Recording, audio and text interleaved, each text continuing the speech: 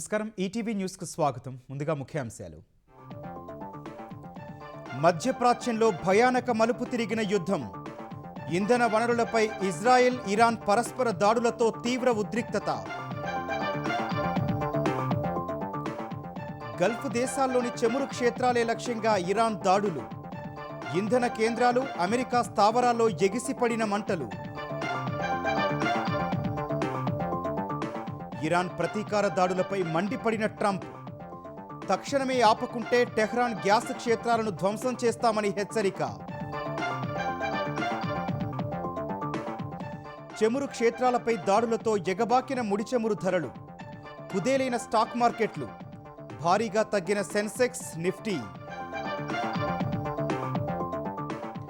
2047 నాటికి తెలుగు జాతి ప్రపంచంలోనే నంబర్ 1 కావాలన్న చంద్రబాబు.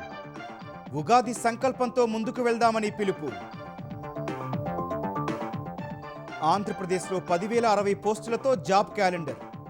మే 15 నుంచి వరుసగా నోటిఫికేషన్లు. ప్రతి ఉగాదికి ప్రకటిస్తామన్న లోకేష్. రైతులను రాజును చెయ్యడమే లక్ష్యమన్న రేవంత్ రెడ్డి. త్వరలోనే సాదా బైనామా సమస్యలు పరిష్కరిస్తామని స్పష్టీకరణ. హైటెక్స్లో అట్టహాసంగా గద్దర్ అవార్డుల ప్రదానోత్సవం. ప్రత్యేక పురస్కారాలు అందుకోనున్న చిరంజీవి, కమల్ హాసన్.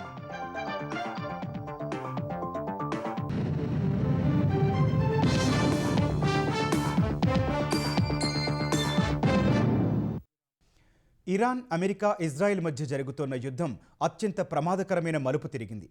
సైనిక స్థావరాలతో పాటు ఇంధన వనరుల విధ్వంసానికి దారితీస్తోంది. తమ ప్రధాన సహజ వాయువు క్షేత్రంపై ఇజ్రాయెల్ జరిపిన దాడికి ఇరాన్ ఇవాళ ప్రతీకార చర్యలకు దిగింది. సౌదీ అరేబియా, ఖతార్, కువైట్, యుఏఈలోని ఇంధన క్షేత్రాలు, అమెరికా సైనిక స్థావరాలపై దాడులు చేసింది. ఇరాన్లోని సౌత్ పార్స్ గ్యాస్ ఫీల్డ్పై ఇజ్రాయెల్ చేసిన దాడిపై తమకు ముందస్తు సమాచారం లేదని ట్రంప్ తెలిపారు. ఈ దాడితో సంబంధం లేనప్పటికీ ఖతార్పై ఇరాన్ దాడి చేసిందని విమర్శించారు. ప్రపంచంలోని అతిపెద్ద గ్యాస్ క్షేత్రం ఇరాన్కు చెందిన సౌత్ పార్స్ పై ఇజ్రాయెల్ దాడి చేయడంతో టెహ్రాన్ ప్రతిదాడులకు దిగింది. ఖతార్లో అతిపెద్ద గ్యాస్ క్షేత్రం రాస్ లఫాన్ పై క్షిపణి దాడి చేయగా ఎగసిపడిన మంటలను అగ్నిమాపక సిబ్బంది అదుపులోకి తెచ్చారు. ఇప్పటికే అక్కడ ఉత్పత్తి నిలిచిపోయినప్పటికీ తాజాగా దాడులతో భారీ నష్టం వాటిల్లింది. ఈ నష్టం కారణంగా యుద్ధం ముగిసిన తర్వాత కూడా ఎల్ఎన్జీ సరఫరా పునరుద్ధరణకు సమయం పడుతుందని అధికారులు తెలిపారు. ఈ దాడిపై తీవ్రంగా స్పందించిన ఖతార్, ఇరాన్కు చెందిన రాయబారులు 24 గంటల్లో తమ దేశం నుంచి వెళ్లిపోవాలని ఆదేశించింది.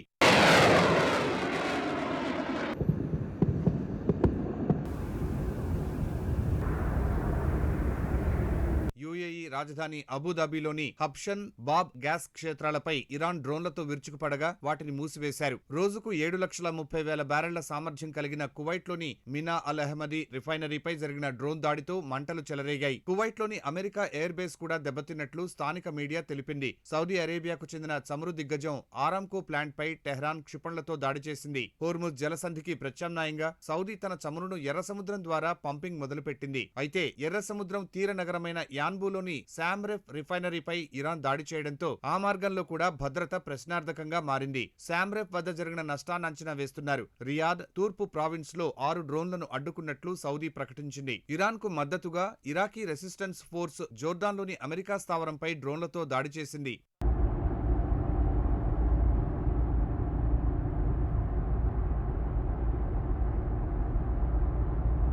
ఇరాన్ నిఘా మంత్రి ఇస్మాయిల్ ఖతీబ్ హత్యకు ప్రతీకారంగా ఇజ్రాయెల్ పై ఇరాన్ క్లస్టర్ బాంబుల వర్షం కురిపించింది. ఈ దాడుల్లో బీట్ అవా పట్టణంలో 4 మృతి చెందారు. అరబ్ టౌన్ తో పాటు టెలవీవ్ లో 2 క్షిపణులు రక్షణ వ్యవస్థను దాటుకుని భూ ఉపరితలాన్ని తాకాయి. ఈ ఘటనలో ఒక విదేశీ కార్మికుడు మరణించాడు. తమపై ఇరాన్ దాడులను గల్ఫ్ దేశాలు ఖండించాయి. ఈ మేరకు రియాద్ లో సమావేశమైన అరబ్ దేశాల ప్రతినిధులు ప్రకటన విడుదల చేశారు. వెంటనే తమపై దాడులు ఆపాలని ఇరాన్ కు విజ్ఞప్తి చేశారు. ఇరాన్ ప్రతీకార దాడులపై అమెరికా అధ్యక్షుడు డొనాల్డ్ ట్రంప్ మండిపడ్డారు. ఖతార్ ఇంధన వనరులపై దాడులు కొనసాగిస్తే ఇరాన్లో గ్యాస్ క్షేత్రాలను అమెరికా బలగాలు పూర్తిగా ధ్వంసం చేస్తాయని హెచ్చరించారు. ఇరాన్పై భూతల దాడులకు మధ్యప్రాచ్యానికి పెద్ద ఎత్తున సైన్యాన్ని పంపే అంశంపై అమెరికా చర్చలు జరుపుతోంది.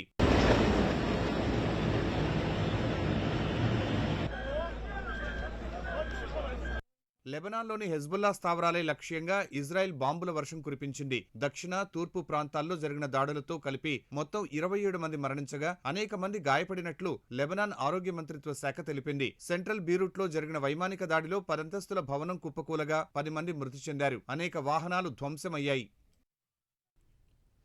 మధ్యప్రాచ్య యుద్ధంలో గ్యాస్ మంటలు దేశీయ స్టాక్ మార్కెట్లను తాకాయి. ఎల్ఎన్జీ, చమురు క్షేత్రాలపై పరస్పర దాడుల నేపథ్యంలో బ్రెంట్ క్రూడ్ ఆయిల్ ధర ఒక దశలో బ్యారెల్ $116 ఎగబాకింది. ఈ ప్రభావం ప్రపంచ మార్కెట్లన్నింటిపై పడగా దేశీయ స్టాక్ మార్కెట్లు భారీ నష్టాల్లో ముగిశాయి.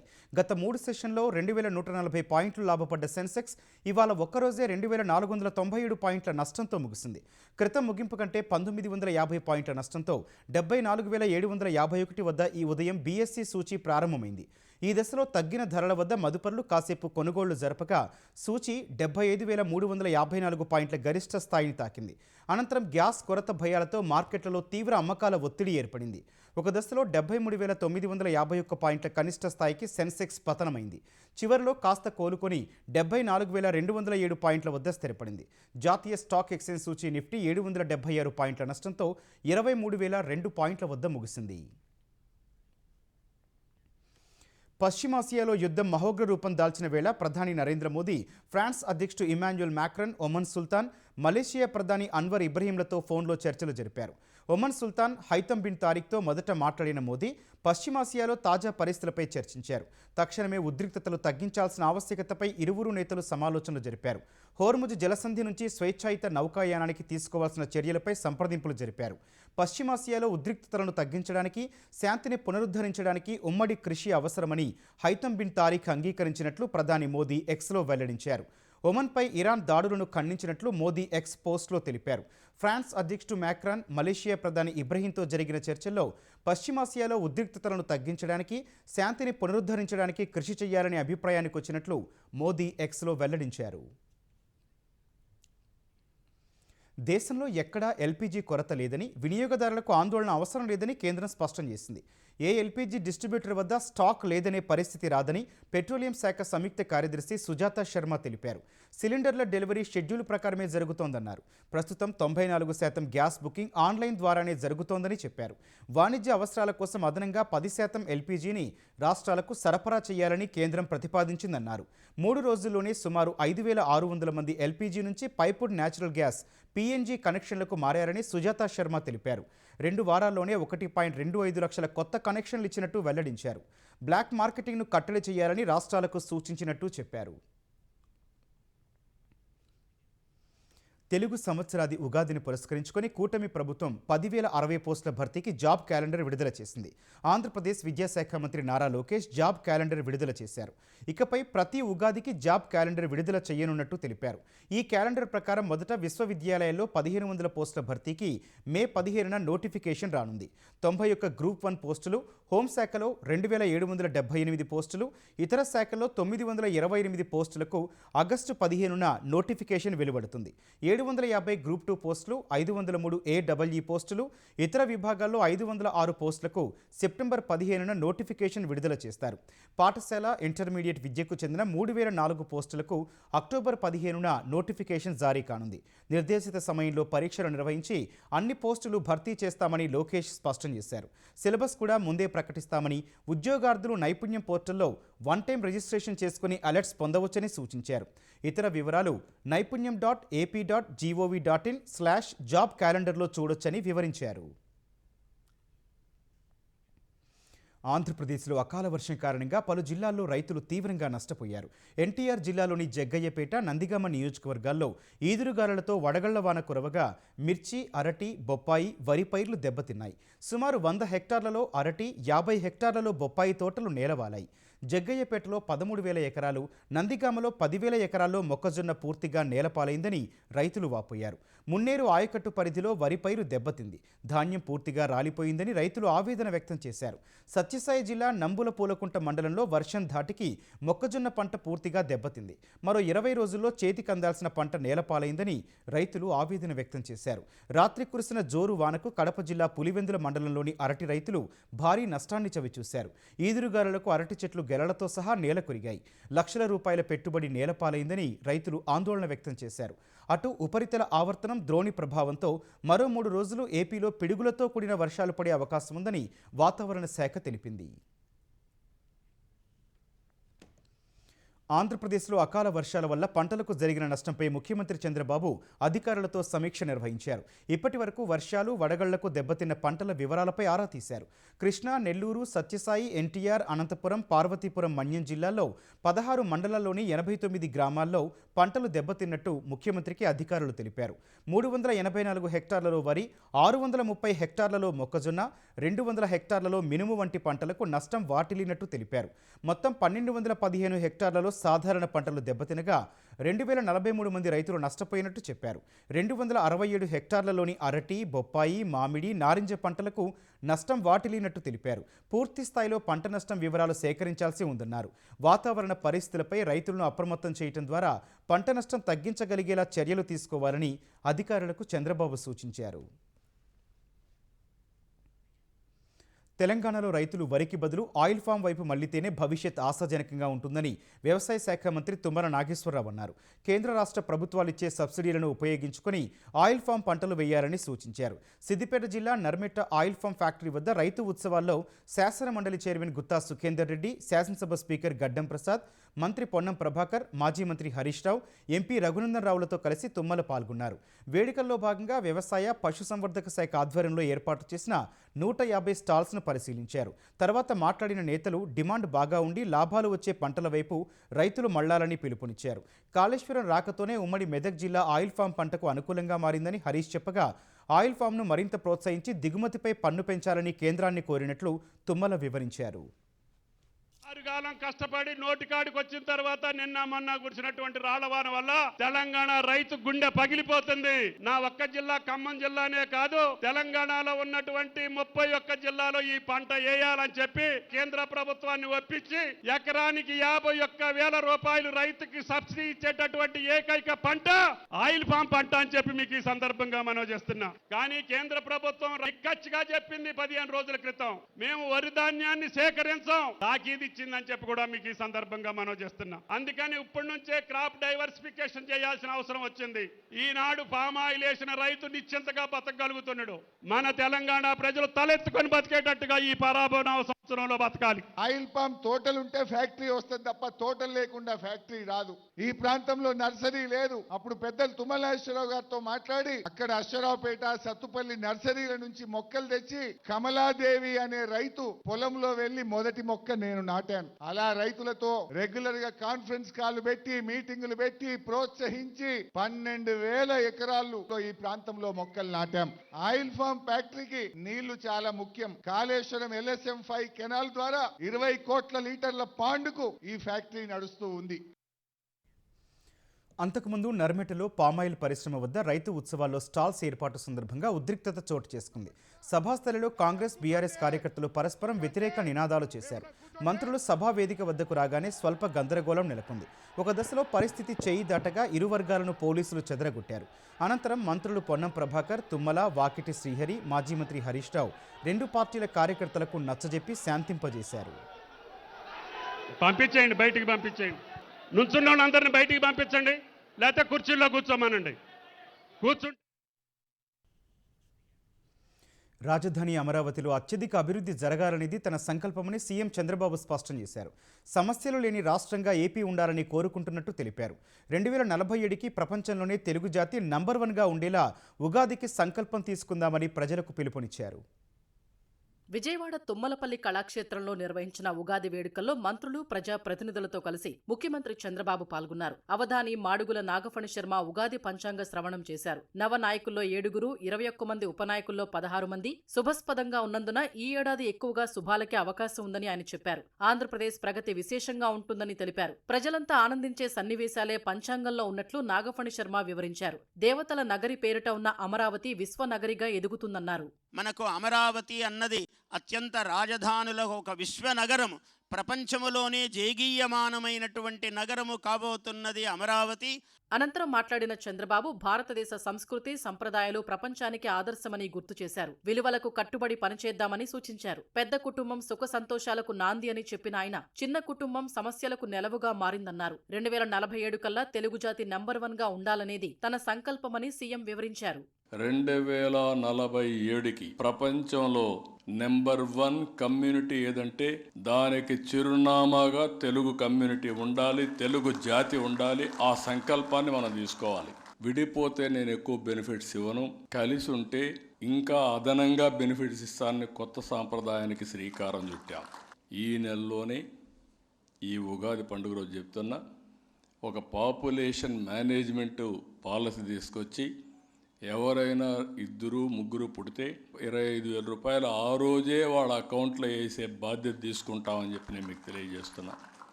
మే 15నే సాగుకు నీరు విడుదల చేస్తామన్న చంద్రబాబు నారుమళ్లు వేసుకోవాలని ముందే చెప్పిన ప్రభుత్వం తమదన్నారు. అమరావతిని అద్భుతంగా తీర్చిదిద్దుతామని సీఎం చంద్రబాబు పునరుద్ఘాటించారు.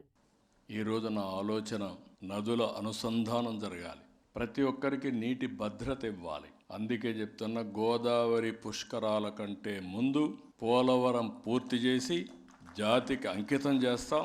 పూజలు తక్కువ చేస్తాను కానీ సంకల్పం మాత్రం తీసుకుంటాను. ఆ సంకల్పం వెంకటేశ్వర స్వామి సాక్షిగా తీసుకుంటా. దేవతల రాజధాని అమరావతి, ప్రజా రాజధాని అమరావతి. దేవతల రాజధాని ఎట్లయితే ఉందో దాంట్లో అంత కాకపోయినా నెక్స్ట్ లెవెల్ ఆఫ్ డెవలప్మెంట్ ఇక్కడ చూపించమని, సమస్య లేని రాష్ట్రం చేయమని ఆయన ఒకసారి కోరుకుంటాను. అందరి వాడిగా ఉండాలని, దుష్టుల్ని మాత్రం ఏమారితే మళ్ళా మనం మొదటికొస్తాం. దాంట్లో రాజీ లేని పోరాటం చేసి మీ అందరికీ న్యాయం చేసే బాధ్యత తీసుకుంటానని మరొక్కసారి మీ అందరికీ హామీ ఇస్తున్నా. ప్రతి ఉగాదికి జాబ్ క్యాలెండర్ విడుదల చేసి నిర్దేశిత సమయంలో ఖాళీలను భర్తీ చేస్తామని చంద్రబాబు చెప్పారు. అనంతరం 38 మందికి కళారత్న, 122 మందికి ఉగాది పురస్కారాలు అందజేశారు. ఉగాది రోజున పేదలకు ఆర్థిక సాయం చేసే సీఎంఆర్ఎఫ్ దస్త్రంపై ముఖ్యమంత్రి చంద్రబాబు తొలి సంతకం చేశారు. దాదాపు 6,787 మందికి ఆర్థిక సాయం అందించే 55.63 కోట్ల రూపాయల చెల్లింపులకు సంబంధించిన దస్త్రంపై సంతకం చేసి నిధులు విడుదల చేశారు. ప్రభుత్వం ఏర్పడిన 21 నెలల్లో ఆర్థిక సాయం, వైద్య సాయం, ఎల్ఓసి కింద 1,241 కోట్ల ఆర్థిక సాయం అందించారు. 21 నెలల్లో సీఎంఆర్ఎఫ్ ద్వారా 136,240 మందికి సాయం అందింది. రైతులను రాజును చేయడమే లక్ష్యమని ముఖ్యమంత్రి రేవంత్ రెడ్డి ప్రకటించారు. పరాభవనామ సంవత్సరంలో తెలంగాణ ప్రజలకు అంతా మంచి జరగాలని ఆయన ఆకాంక్షించారు. దేశంలో అతి తక్కువ రుణభారం ఉన్న రైతులుగా తెలంగాణ రైతులు నిలిచినట్లు కేంద్రం ప్రకటించడం రాష్ట్రానికి గర్వకారణమని వివరించారు. తెలంగాణ ప్రభుత్వ ఆధ్వర్యంలో హైదరాబాద్ రవీంద్ర భారతిలో నిర్వహించిన ఉగాది వేడుకలకు స్పీకర్ గడ్డం ప్రసాద్ కుమార్, మండలి చైర్మన్ గుత్తా సుఖేందర్ రెడ్డి, సీఎం రేవంత్ రెడ్డి, మంత్రులు, అధికారులు హాజరయ్యారు. జ్యోతి ప్రజ్వలన చేసి వేడుకలను ప్రారంభించిన ముఖ్యమంత్రి తర్వాత నూతన పంచాంగాన్ని ఆవిష్కరించారు. డాక్టర్ బాచంపల్లి సంతోష్ కుమార్ పంచాంగ ప్రవచనం చేశారు. ఈ ఏడాది వర్షాలు సమృద్ధిగా ఉంటాయని, ఆర్థిక పరంగా అప్రమత్తంగా ఉండాలని సూచించారు. ఈ సంవత్సరం వర్షాలకు తిరుగులేదు. ఈ సంవత్సరం గురువు రాజయ్యాడు. మంచి ధార్మికుడైనటువంటి వాడికి రాజ్యాధిపత్యం వచ్చింది. భయపడాల్సినటువంటి పని లేదు. ఈ సంవత్సరం కూడా ఆర్థికంగా కొంత ఇబ్బంది పడక తప్పదు. ఇక ఈసారి ఎండలు 50 డిగ్రీలనేటువంటిది కామన్ థింగ్ గా మారిపోతుంది. కాబట్టి విద్యుత్తు వినియోగం అనేటువంటిది కొంత బాగా అవసరమయ్యేటువంటి నెలలో ఇప్పుడు రాబోయేటువంటి రోజులు కూడా. కేంద్రం విడుదల చేసిన గణాంకాల్లో దేశంలోనే అతి తక్కువ రుణభారం ఉన్న రైతులుగా తెలంగాణ రైతులు నిలవడం రాష్ట్రానికి గర్వకారణమని రేవంత్ రెడ్డి తెలిపారు. భూభారతిని తీసుకువచ్చి రైతుల సమస్యను పరిష్కరించామన్న ఆయన త్వరలోనే సాదాబైన సమస్యల్ని తీర్చుతామని ప్రకటించారు. ఈ నూతన సంవత్సరం రైతునామ సంవత్సరం.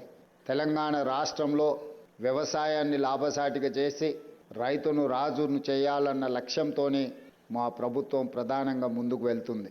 25,35,000 మంది రైతు కుటుంబాలకు 20,616 కోట్ల రూపాయలు, 2 లక్షల వరకు రుణమాఫీ చేసి రైతులను రుణ విముక్తులను చేసి ఆత్మగౌరవంతో బ్రతకడానికి ఈనాడు తెలంగాణ రాష్ట్ర ప్రభుత్వము తీవ్రమైన కృషి చేసింది. రేపు 22వ తారీఖు నుంచి మళ్ళీ రైతు భరోసా కార్యక్రమాన్ని మా ఆర్థిక మంత్రి బట్టి విక్రమార్క గారు ప్రారంభించబోతున్నారు. అనంతరం యాదాద్రి కొడంగల్ వెంకటేశ్వర స్వామి ఆలయాల ప్రధాన అర్చకులు, సంగీత విద్వాంసులను ముఖ్యమంత్రి, మంత్రులు సన్మానించారు. తెలంగాణలో అన్ని రాజకీయ పార్టీలు ఉగాది వేడుకలను ఘనంగా నిర్వహించాయి. గాంధీభవన్లో టీపీసీసీ అధ్యక్షుడు మహేష్ కుమార్ గౌడ్ ఆధ్వర్యంలో వేడుకలు నిర్వహించారు. ఈ కార్యక్రమంలో చేసిన పంచాంగ శ్రవణంలో తల్లి, తండ్రి, గురువు, దైవం ఆశీస్సులు పొందితే సర్వకాలాల్లో సుఖంగా ఉంటామని వేద పండితులు చెప్పారు. ప్రభుత్వం అందిస్తున్న అభివృద్ధి, సంక్షేమ ఫలాలు అర్హులకు అందేలా కాంగ్రెస్ నాయకులు కృషి చేయాలని పండితులు సూచించారు. తెలంగాణ భవన్లో నిర్వహించిన ఉగాది వేడుకలకు బీఆర్ఎస్ కార్యనిర్వాహక అధ్యక్షుడు కేటీఆర్, పార్టీ ప్రజా ప్రతినిధులు, మహిళా నాయకులు, కార్యకర్తలు పాల్గొన్నారు. ప్రభుత్వ లోటుపాట్లతో ప్రతిపక్షానికి బలం పెరుగుతుందని పంచాంగ శ్రవణంలో తెలిపారు. హైదరాబాద్లోని బీజేపీ తెలంగాణ కార్యాలయంలో కమలం పార్టీ శ్రేణులు తెలుగు నూతన సంవత్సర వేడుకలు నిర్వహించాయి. ఈ కార్యక్రమంలో కేంద్ర మంత్రి కిషన్ రెడ్డి, బీజేపీ రాష్ట్ర అధ్యక్షుడు రామచంద్రరావు, పార్టీ నేతలు పాల్గొన్నారు. 2025 సంవత్సరానికి తెలంగాణ ప్రభుత్వం ప్రకటించిన గద్దర్ అవార్డుల ప్రధానోత్సవం వైభవంగా జరుగుతోంది. హైదరాబాద్ హైటెక్స్లో నిర్వహిస్తున్న ఈ వేడుకకు CM Revanth Reddy, deputy CM Bhatti Vikramarka, మంత్రి జూపల్లి కృష్ణారావు, ఎఫ్డీసీ చైర్మన్ దిల్ రాజు, ప్రముఖ నటులు చిరంజీవి, కమల్ హాసన్, నాగార్జున సహా పలువురు సినీ ప్రముఖులు హాజరయ్యారు. ఈ సందర్భంగా గద్దర్ అవార్డ్స్ సావనీర్ను భట్టి విక్రమార్క, చిరంజీవి ఆవిష్కరించారు. అనంతరం పలు చిత్రాలు, లఘు చిత్రాలు, డాక్యుమెంటరీ విభాగాలకు చెందిన విజేతలకు గద్దర్ అవార్డులను అందజేశారు. కాసేపట్లో సీఎం రేవంత్ రెడ్డి చేతుల మీదుగా ఎన్టీఆర్ జాతీయ పురస్కారాన్ని చిరంజీవి, అక్కినేని అవార్డును జయసుధ, పైడి జయరాజ్ అవార్డును కమల్ హాసన్ అందుకోనున్నారు.